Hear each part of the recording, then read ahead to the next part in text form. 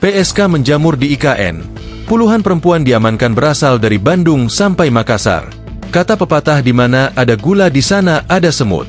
Kondisi itu yang sedang terjadi di sekitar wilayah Ibu Kota Nusantara, IKN. Keberadaan para pekerja dan baru-baru ini ratusan CPNS yang bertugas di IKN menjadi peluang bagi perempuan yang diduga sebagai pramunikmat atau penjajah seks komersial, PSK, untuk mengais cuan.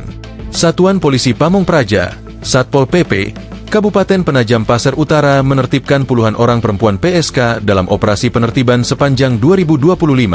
Mereka datang dari berbagai daerah, seperti Bandung dan Makassar. Kami pantau dan lakukan operasi penertiban praktik prostitusi daring maupun luring di sekitar wilayah IKN, ujar Kepala Satpol PP Kabupaten Penajam Pasir Utara Bagenda Ali ketika ditanya mengenai penanganan penyakit sosial di Penajam Pasir Utara, Kalimantan Timur, Senin 7 Juli. Ali mengatakan pemantauan dan operasi penertiban dilakukan agar sekitar wilayah calon ibu kota negara Indonesia tersebut bersih dari penyakit sosial masyarakat. Dalam 3 kali operasi penertiban terakhir, kata Ali, khusus di wilayah Kecamatan Sepaku terjaring 64 perempuan diduga penjajah seks atau pelaku praktik prostitusi.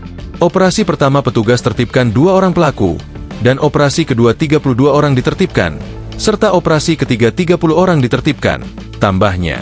Hasil keterangan yang didapat praktik prostitusi kebanyakan dilakukan secara daring atau online menggunakan aplikasi media sosial, dan para penjajah seks komersial tersebut menyewa kamar penginapan dengan tarif Rp300.000 per malam. Pelaku prostitusi itu tawarkan jasa dengan harga antara Rp400.000 hingga Rp700.000 sekali kencan, katanya.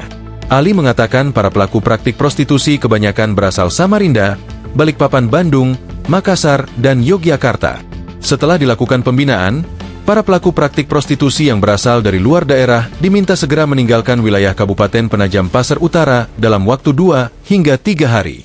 Penanganan praktik prostitusi membutuhkan kerjasama lintas sektor, terutama mengawasi pendatang yang menyewa kamar penginapan tanpa identitas jelas, karena masuk kawasan strategis nasional yang harus dijaga dari ancaman degradasi moral dan sosial, katanya.